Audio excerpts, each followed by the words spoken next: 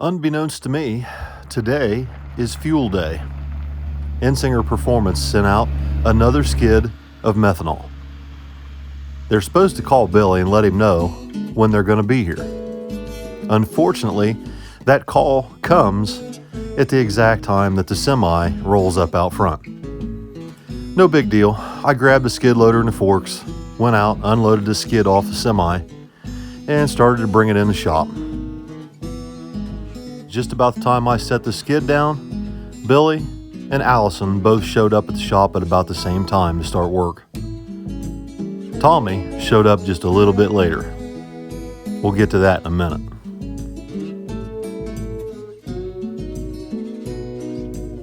Anyhow, once the kids got here, we got started. We needed to get these alcohol drums off the skid and move them inside and move the empty ones outside. Allison came in and got right to work working on orders, getting things shipped out. She's been doing an incredible job getting the shop organized. Tommy, on the other hand, shows up late, and his main focus was to avoid the camera and me. Watch out there, Snodgrass, you about lost it. Oh, you got your bone in the way, baby. I always get a kick out of watching these two goofballs bring these alcohol drums in off the concrete pad. I could probably charge admission for this and make a pretty good living, but I'm not that organized, so YouTube's about as close as I'll ever get.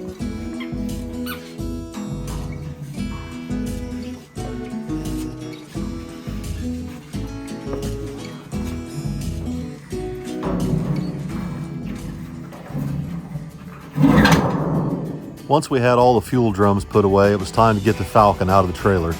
We need to do an oil change on it and do some maintenance to make sure it's ready for the next weekend of racing. Plus, we needed to pack the parachute and just kind of go over everything.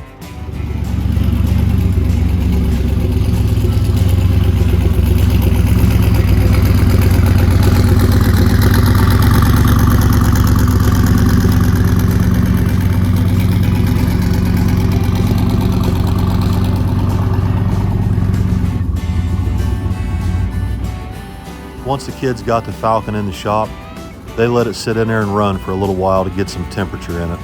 We wanted to get the engine temperature up and get a little heat in the oil before we tried to drain all the milky oil out of it. While the kids were working on that, Allison was busy as a beaver in there shipping orders out. She had quite a pile to go to the post office today.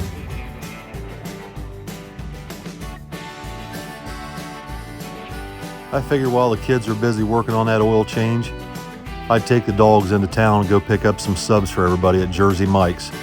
So Vicky ordered it, and me and the dogs went and picked it up in the old dually.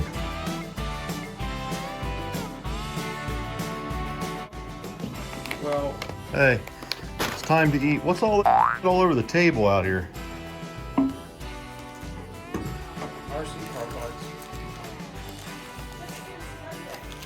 Never mind. Since I'm stocking up on RC parts so I can build trucks in the wintertime, Vicky started getting after me about stuff she wants to get done. Namely, she wants grass seed planted out back where I built that RC car track. But before I can get back there to plant grass seed, I got a bunch of stuff to move. There's some scrap metal back there, and my equipment trailer's back there, the dump truck's back there, and that old S10. I decided not to scrap that S10 because it's still got some good usable parts and a good frame for a street rod project in the future. You never know.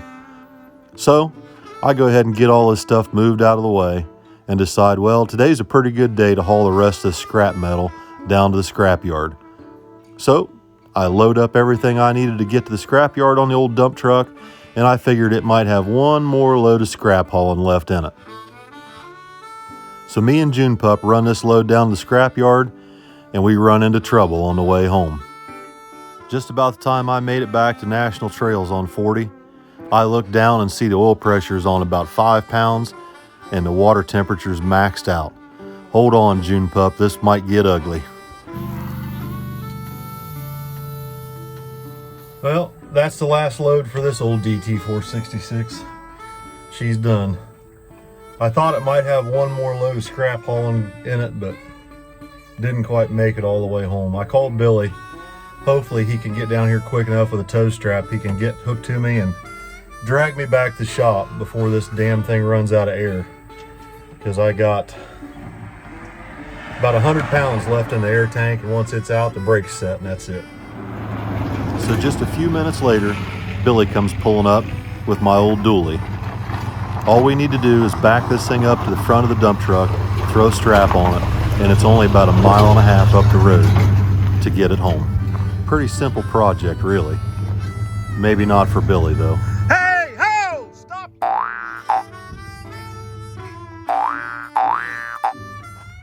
Get in there. Stop! Poor old June pup got yelled at because she jumped out the window to check on me when she heard me yell at Billy. I knew this was a bad idea. Why? Ugh, what an idiot. To make matters worse, when I get back to the shop, Melvin Frederick's there. Of all the people I don't need to see me making mistakes, it's definitely Melvin. Honey, I told you that it was not a good idea to haul scrap in the condition that this thing's in. Hey, I got $233 out of that load. It almost made it home. How close were you? It made it. I mean, we're here. No, but... Yeah, there's no cops. Why are you here? You're the cop. Barely. Just barely. So hold on. How close did you make it? The propane place down the road. And what, did it officially keel over and die? It locked up. It locked, so it's done. Stick a fork in it. Well, I thought it was done until I was using the clutch to slow down out here on 40 because I don't want to use the air. I don't want to run out of air. Right? So I let the clutch out and I was like, sooner or later this thing's going to start to slow down. And then we got slowed down, it was running. I was like, shit. It just I turned back off. It's like you, Bill. It's like you, Derek. What are you doing here? You're the never give up. What are you doing? You must have ran out of poontang to No, I chase. came to see what kind of fuckery you ran today, and Well, obviously we're into this some fuckery. So how much did you get? Not enough for a new No, I ain't giving you money. Once the dump truck fiasco was over with, I had Kenny help me put the tiller on the John Deere so I could go back and start loosening the soil up and try to get it ready for seed tomorrow. Somehow I ended up babysitting Weasel Pig. I'm not sure how that happened. She just appeared here somehow, so I assumed Molly must have dropped her off, and I didn't want to have her underneath the tractor. Nobody really pays attention to her because we're used to the other two dogs, and they always stay right with me. I don't trust Weasel, so I put her in the tractor with me to keep a close eye on her. And no matter what's going on, June's got to be right next to me. She doesn't miss a thing.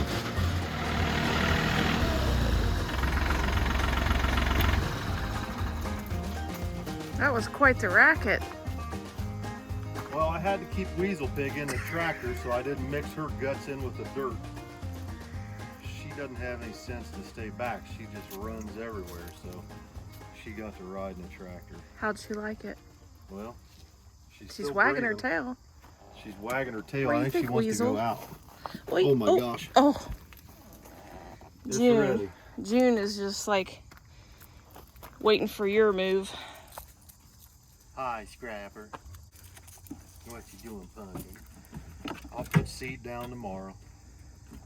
We're gonna put seed down tomorrow, girl. Make Grandma happy. After I got done running the tiller out back, I went in to check on the kids. Why is my small block Chevy being shoved out the front door? Why was it ever on the Birch side? Because it looks cool sitting back there. Well, guess what? Now we have more varieties of merch that needs more space. Dude, it was bad enough when I got kicked out with all my monster trucks. She's getting us organized. Don't complain. You can find a new home for it. It's right here's next. Hey, wait, that's Tommy's Power Glide. Where do you want me to put that? But she can't hardly get to that shelf with it on the floor. Oh, shit the bed. Don't say bad words. You just got to bleep it. Holy shit, what are you doing? Try and get more air, man. Oh my Lord. Dude, you've got an aluminum core support someplace.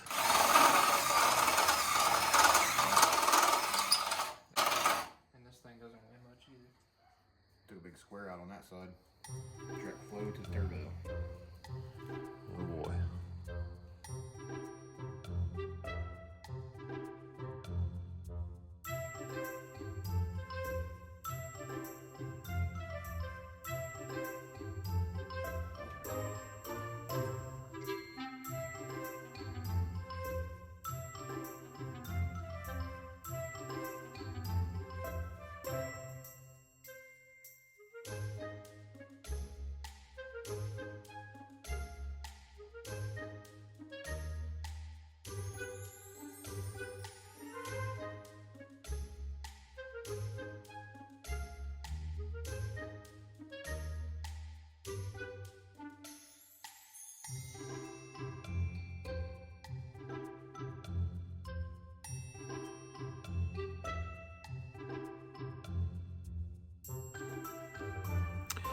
What's up, everybody? So out here in the shop, everybody's gone home for the night. I think Vicky's still in there working on some housework. She's been decorating all night tonight.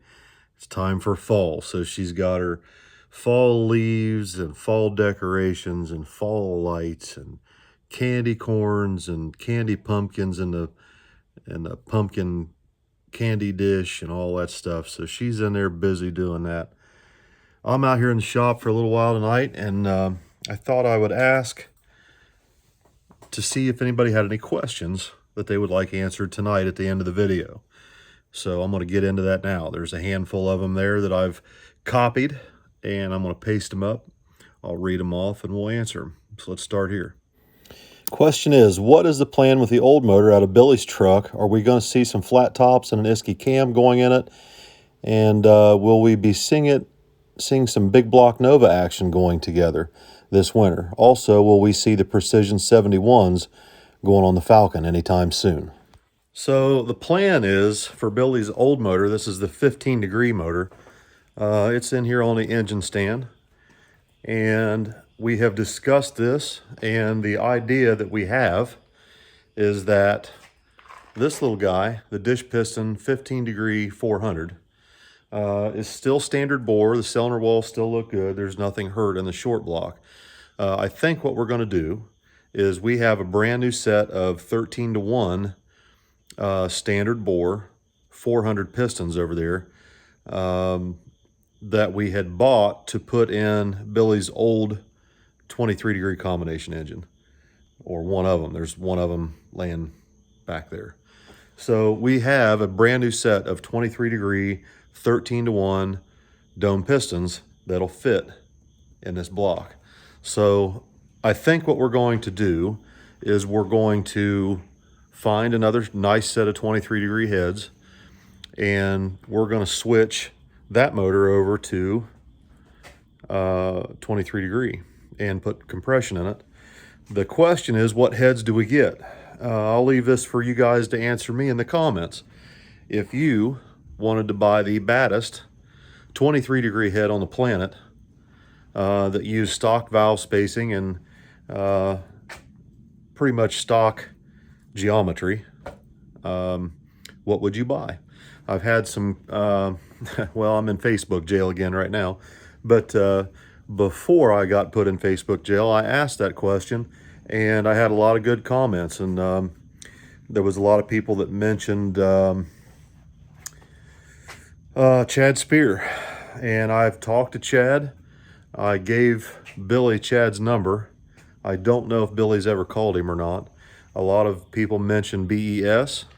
There was some other really good people mentioned in there. But that's the idea. We're going to get a really nice set of 23-degree cylinder heads. We're going to put that motor back 23-degree because so far I haven't seen any, well, I shouldn't say that. I shouldn't say we haven't seen any advantage to the other valve angle heads. But I think really the last motor, the old 15-degree motor, was just not a good combination. I don't think the camshaft worked with the compression ratio, and I believe the compression ratio was reduced in order to run it on probably gas or maybe E85, I don't know. But the low compression mixed with methanol and the camshaft that was in that engine was just not a very good combination. Although it did run a little more mile an hour than the 23 degree stuff ever did. I don't think it's out of the reach of the 23 degree stuff. But so that's the plan on that motor. We're going to switch it back to 23 degree, put some compression in it, and we'll see what happens.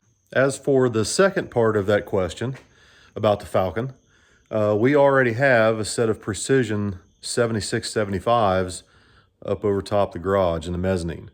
The problem, or I guess not really the problem, but the reason why they aren't already on there is because the guy who has always done our fab work for us has Tommy's S10 in Zanesville, and Tommy's S10's been there for over a year and it's still not done. A little aggravated with that deal. I don't want to get into it, but I'm pretty upset about it. We've already had to buy the Falcon to keep us going, so Tommy had something to race. And so what I don't want to do, or what we don't want to do right now, is sidetrack him from getting Tommy's truck done by taking the Falcon down there to get the fabrication work done. We'll probably have to do some pretty serious fab work in order to make room for the 7675 Precisions, because they are a little bit larger than the turbos that are on here. These are not 76s. These are actually S371s from Forced Inductions. So they're quite a bit smaller turbo. We've had these turbos on Billy's S10 before, and we were very not happy.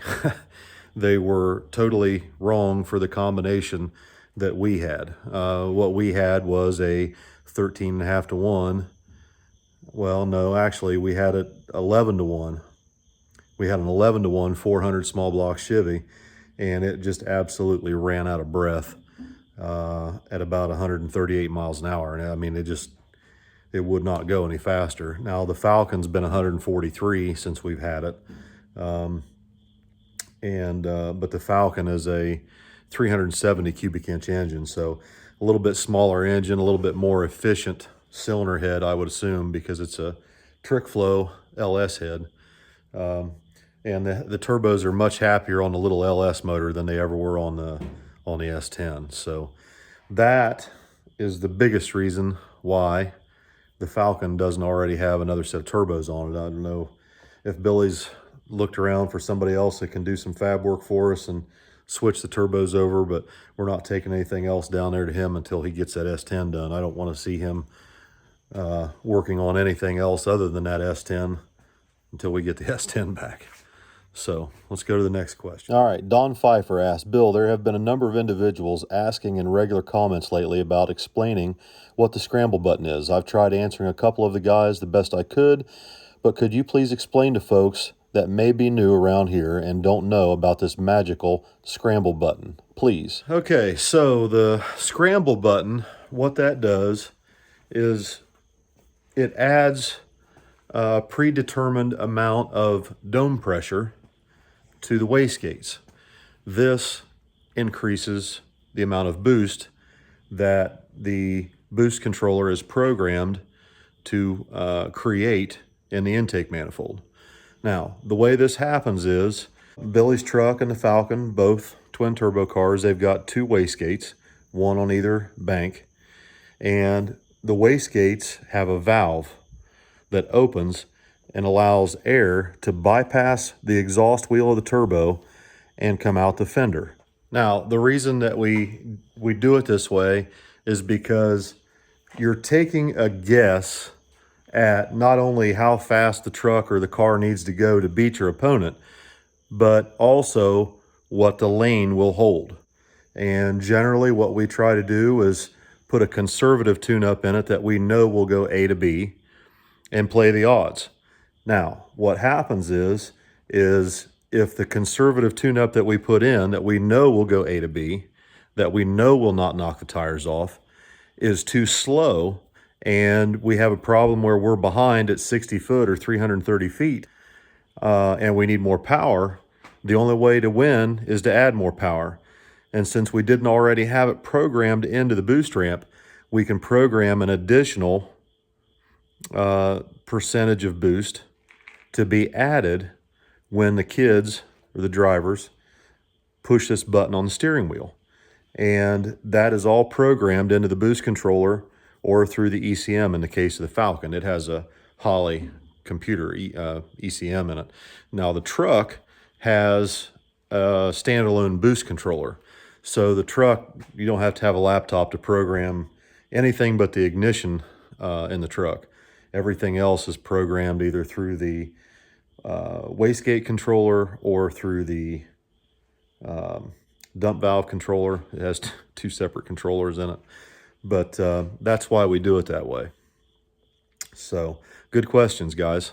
Let's see what else we got. Okay, so the question is, when are you going back to street racing like where it all started? I missed that for sure. Well, it's funny you mentioned that, because the plan this weekend was to go street racing, but the weather's not looking so good.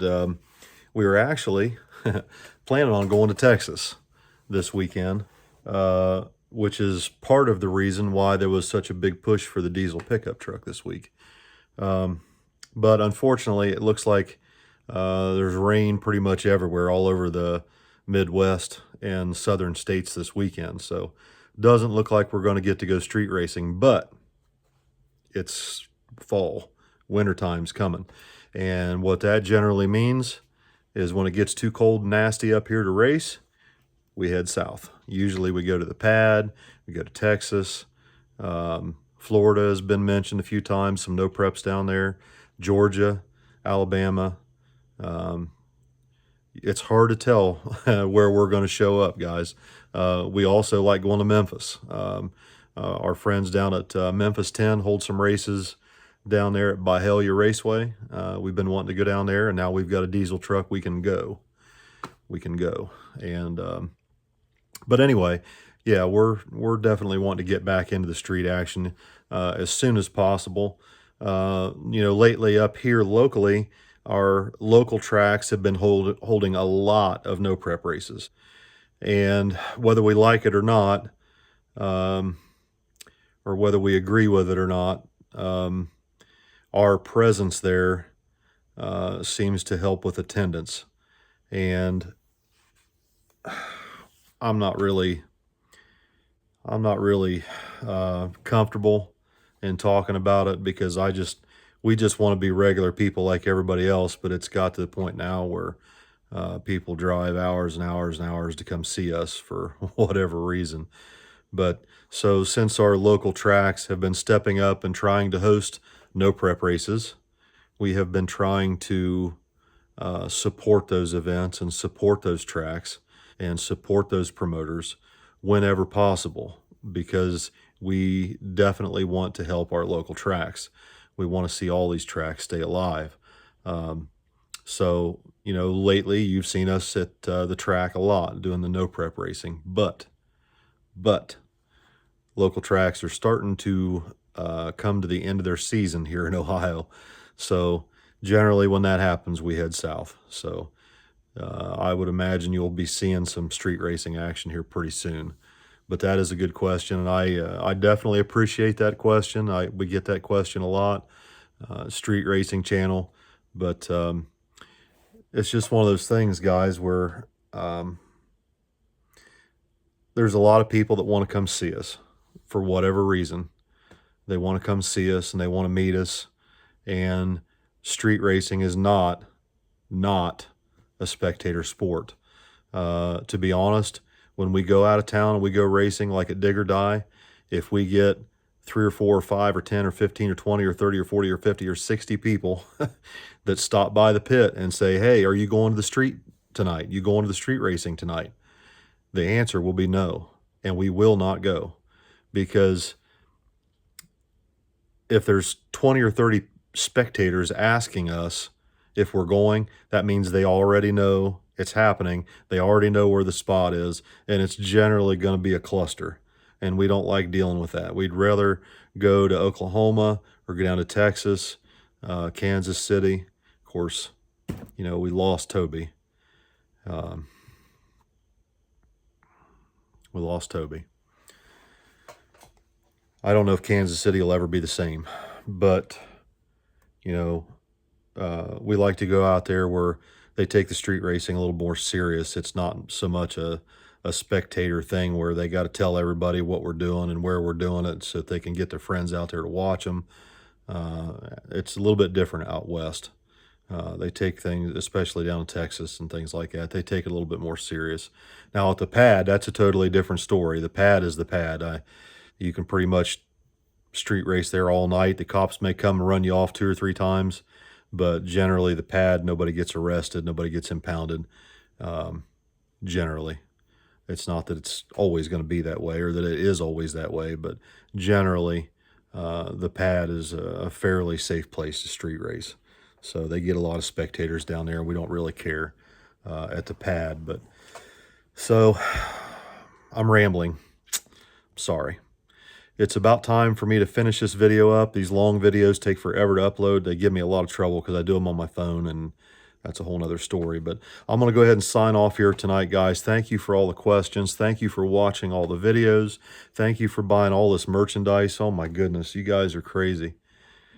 You guys are crazy. Billy set a record last weekend at War in the Woods. He sold more merchandise at War in the Woods than we have sold at any event anywhere, including No Prep Kings. And No Prep Kings at Columbus had the biggest turnout of all the No Prep King races. So that tells you a little something. When we go out of town, we really do pretty well selling merch. And the online sales are doing really well. We greatly appreciate it. Allison is now working for us basically full-time. Because she spends so much time on the weekends, of course, with us traveling and doing videography and photography. And then she's now working all week here at the shop doing shipping. Tommy is now starting to do the vast majority of the editing so that frees up Billy to work on the cars. So things are changing around here. Things are doing very well. And we greatly appreciate the support, and we look forward to seeing everybody at the next event. Good night, guys. Take care. Appreciate you. Love y'all.